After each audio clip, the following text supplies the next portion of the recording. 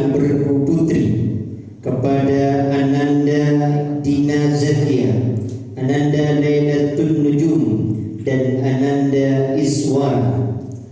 Kepada mereka kami silakan.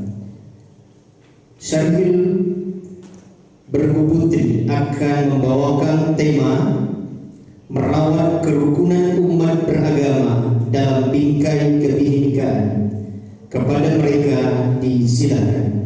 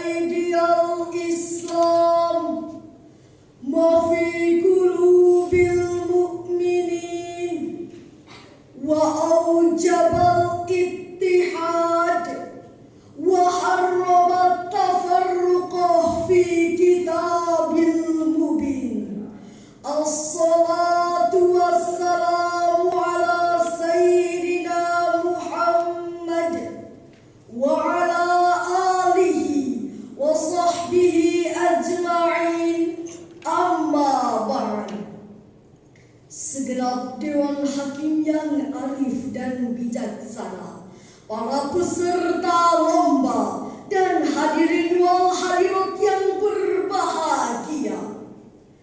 Pada tahun 1979 di kota Vatikan, Roma, diadakan konferensi internasional yang dihadiri oleh seluruh tokoh pembesar agama di dunia.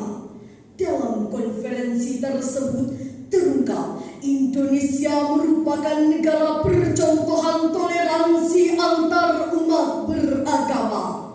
Bahkan Paus Paulus II pun berkata, Indonesia meskipun terdiri dari beragam suku, adat istiadat, bahasa maupun agama, namun tetap hidup dalam kerukunan dan keramah tamahan.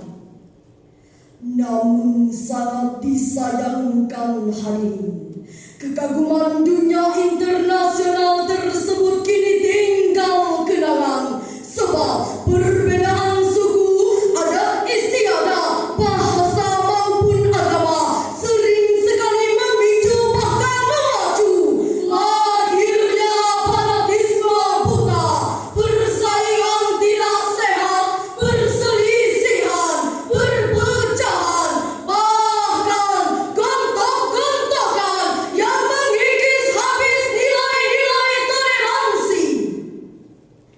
Kita perhatikan bersama hadirin, kerusuhan demi kerusuhan mulai terjadi di berbagai daerah. Laksana cendawan di musim hujan seperti Sambas, Sampit, Ambon, Timur-Timur, Poso, dan lainnya. Ternyata hadirin, menurut pengamat sosial, semua masalah tersebut bersumber dari masalah sara, terutama agama. Lalu timbullah pertanyaan, apakah ada agama yang mengajarkan umatnya untuk bermusuhan? Tentu tidak. Oleh karena itu, agar perbedaan tidak melahirkan permusuhan, kita harus membudayakan toleransi antar umat beragama. Mengingat akan pentingnya hal tersebut, maka pada kesempatan kali ini kami akan menyampaikan syarahan yang berjudul Merawat Kerukunan Umat Beragama dalam Bingkai Bhinneka Tunggal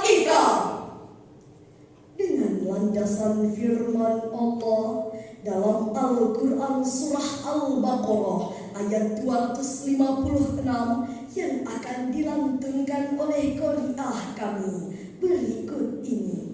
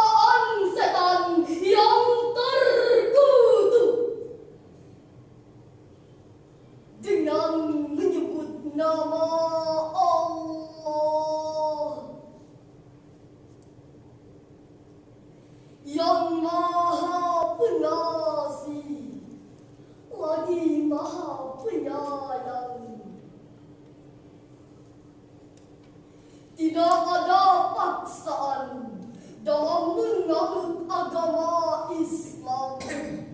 Sesungguhnya telah jelas perbedaan antara jalan yang benar dengan jalan yang sesat.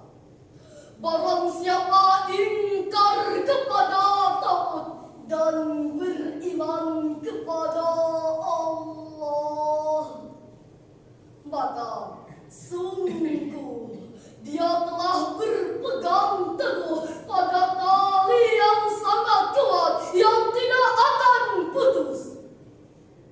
Allah Maha mendengar, Maha mengetahui.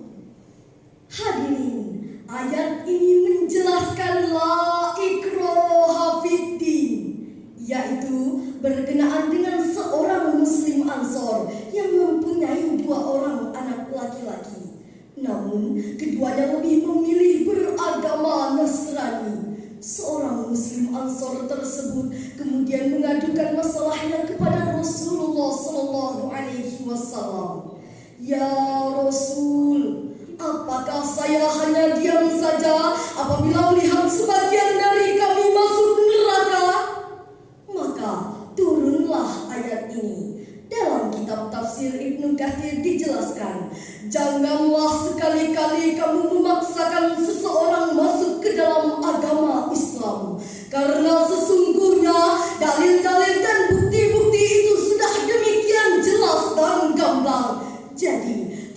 perlu ada pemaksaan dalam memeluknya. Dengan demikian hadirin, Islam mempunyai konsep yang jelas dan tegas. Dalam masalah muamalah, kita boleh bertoleransi, tapi dalam masalah akidah dan ibadah, Islam dengan tegas mengatakan La ilaha illallah sampai tetes darah penghabisan tetap. La ilaha illallah. Demikianlah hadirin, Islam tidak pernah mengganggu akidah agama lain dan memaksakan keyakinan seseorang. Perbedaan jangan jadikan permusuhan. Namun dengan adanya perbedaan, kita harus menjaga persatuan dan kesatuan di negeri kita tercinta ini. Allah Subhanahu wa Ta'ala mengisyaratkan dalam Al-Quran surah Al-Hujurat ayat 13 sebagai berikut.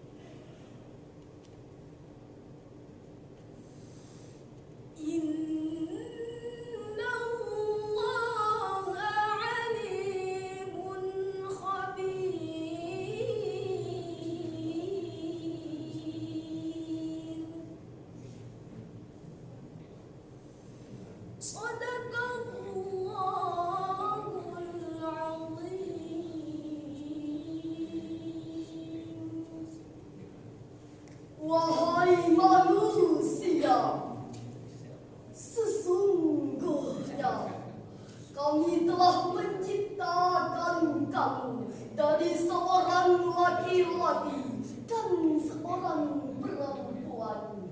Kemudian kami jadikan kamu berbangsa-bangsa dan bersuku-suku agar kamu saling mengenal. Sesungguhnya yang paling mulia di antara kamu di sisi Allah ialah orang yang paling bertakwa. Sesungguhnya Allah Maha mengetahui, Maha teliti, Maha benar Allah dengan segala firman-Nya. Hadirin, asbabun nuzul ayat ini menurut Imam As-Suyuti dalam kitab tafsirnya Al-Dur Al-Maksur fi Tafsir Bimaksur menyebutkan bahwa terdapat dua kisah di sebalik turunnya Quran surah Al-Hujurat ayat 13 ini. Cerita yang pertama yaitu ketika Rasulullah SAW memasuki kota Mekah dalam peristiwa Fathu Mekah. Bilal bin Rabah naik ke atas bukit kemudian memandangkan azan. Pada saat itu penduduk kota Mekah terkaget-kaget. Ada yang berkata, budak hitam inikah yang azan tadi? Sebagian lagi berkata, jika Allah membencinya, maka akan Allah ganti. Maka turunlah Quran surah Al-Hujurat ayat 13 ini. Kemudian terdapat kisah kedua di sebalik turunnya ayat ini, yaitu berkenaan dengan keinginan Rasulullah SAW untuk menikahkan seorang budak bernama Abi Hindin dengan seorang putri dari kalangan Bani Baidah. Namun Bani Baidah dengan sinis mengatakan, "Ya Rasul, pantaskah kami menikahkan putri-putri kami yang cantik jelita dengan budak-budak kami yang hitam legam?" Belum sempat Rasulullah SAW menjawab, turunlah ayat ini, yang pada ayat ini kita diajarkan agar kita saling mengenal, menjalin komunikasi yang harmonis, menebarkan cinta kasih yang tiada pilih kasih, serta menyuaikan rasa sayang yang tiada pandang sayang. Demikianlah hadirin, agar perbedaan tidak melahirkan permusuhan, syarat pertama dan utamanya adalah kita harus saling mengenal, saling menghargai, dan saling menghormati antar sesama. Bukan sebaliknya, saling menutup diri, melecehkan, dan membangga-banggakan ras, golongan, suku masing-masing. Sebab hal tersebut merupakan cikal bakal dari terjadinya disintegrasi bangsa hingga hancurnya bangsa ini. Oleh karena itu hadirin, mulai hari ini kita samakan langkah, seragamkan gerak, satukan persepsi, berdiri sama tinggi, duduk sama rendah, berat sama dipikul, ringan sama dijinjing. Dalam membangun bangsa ini, syarat mutlaknya adalah kita harus bersatu padu. Apapun bendera kita, apapun partai kita, bagaimanapun warna kulit kita, adat istiadat, bahasa, dan agama, kita harus bersatu padu. Segenap Dewan Hakim yang arif dan bijaksana, para peserta lomba, dan hadirin wal hadirat yang berbahagia. Dari uraian tersebut dapat kita tarik kesimpulan, dalam membangun bangsa Indonesia, syarat pertamanya adalah kita harus bersatu padu. Dan untuk membangun persatuan dan kesatuan yang mulai pudar saat ini, kita harus saling mengenal, saling menghormati, dan saling menanamkan nilai-nilai toleransi antar sesama. Sebagaimana syair kami berikut ini.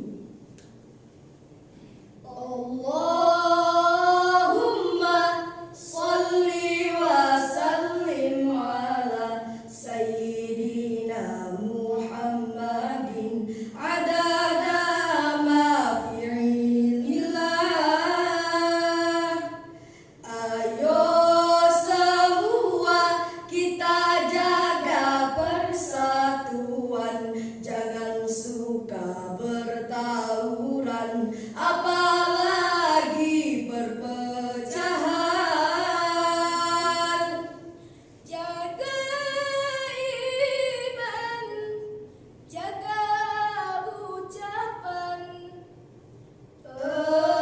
Eratkan persaudaraan, beda suku dan agama, itulah Indonesia.